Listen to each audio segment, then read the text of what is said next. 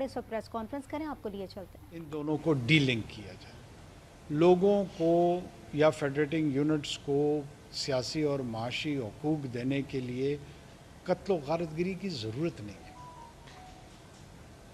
पाकिस्तान का आइन उनको कॉन्स्टिट्यूशनली ये इंश्योर करता है, उनको फोरम्स फराहम करता है और उन्होंने उस फोरम्स में काफ़ी प्रोग्रेस की है। जब पाकिस्तान की इब्तिदा हुई, कोयटा में एक इस्लामिया स्कूल था। आज हज़ारों की तादाद में हमारे पास स्कूल मौजूद हैं, सैकड़ों की तादाद में कॉलेजेस मौजूद हैं, बीसियों के लगभग यूनिवर्सिटीज़ हमारे पास मौजूद हैं। एक संडेमन अस्पताल पूरे सूबे में, गालिबन कोयटा शहर में हमारे पास था 1947 में। आज सैकड़ों के हिसाब से हमारे पास हेल्थ यूनिट्स जो हेल्थ सर्विसेज प्रोवाइड कर रहे हैं वो मौजूद है। हमारे पास एसफॉल्ट मेटल रोड्स के एक ह्यूज नेटवर्क मौजूद, बेहतर नहीं होगा, इससे बेहतर हो सकता है, क्यों, कोई शक नहीं है, लेकिन वजूद रखते हैं, मौजूद है। हमारे लोग बिजनेसेस में कंट्रीब्यूट कर रहे हैं, अर्निंग्स कर रहे हैं, चाहे वो एग्रीकल्चर बिजनेस है, चाहे वो माइनिंग के बिजनेस है, चाहे वो ट्रेडिंग है, कोई ऐसा शुबा नहीं है जिसमें वो वाबस्ता ना हो। पाकिस्तान के जितने भी ब्यूरोक्रेटिक निज़ाम है उसके अंदर रिप्रेजेंटेशन हमारी मौजूद है। ऐसा नहीं है कि बलूचिस्तान से लोग CSS के इम्तिहान के लिए उन पे पाबंदी है कि बलूचिस्तान के डोमिसाइल के लोग नहीं आ सकते, ऐसी तो कोई बात नहीं। ऐसा नहीं है कि पाकिस्तान के फ़ौज में वो रिक्रूट नहीं हो सकते हैं, ऐसी कोई बात नहीं है। पाकिस्तान के पैरामिलिट्री मिलिशिया में या कहीं और पर वहाँ पर वो नहीं आ सकते हैं, ऐसी कोई बात नहीं है। तो डिस्क्रिमिनेशन कहाँ है? देखिए, डिस्क्रिमिनेशन उस वक्त होती कि एक कानून पास हुआ होता था कि सिंध के अफराद जो है ना वो एयरफोर्स में नहीं जा सकते, KP के अफराद जो है ना वो नेवी में नहीं जा सकते, बलूचिस्तान के अफराद फ़ौज में नहीं जा सकते। ऐसा कोई कानून यहाँ पे मौजूद नहीं है। आने वाले जो लोग हैं उनको नहीं रिक्रूट करते, वो भी नहीं है। तो फिर क्या है? ये जंग बयानिए की चल रही है।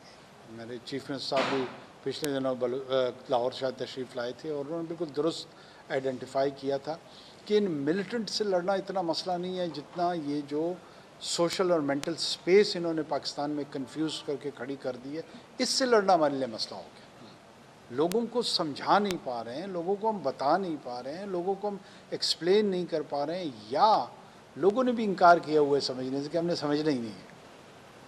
एक ज़िद की जो कैफियत, एक अना की जो कैफियत, तर्ज कोहन जिस पे बंदे अड़ जाते हैं, उससे हटने को कोई तैयार ही नहीं है, विदाउट रियलाइजिंग कि ये इशू जो है खाकम बदहन, ये तो पूरे घर को चलाने की तरफ चल पड़ा है।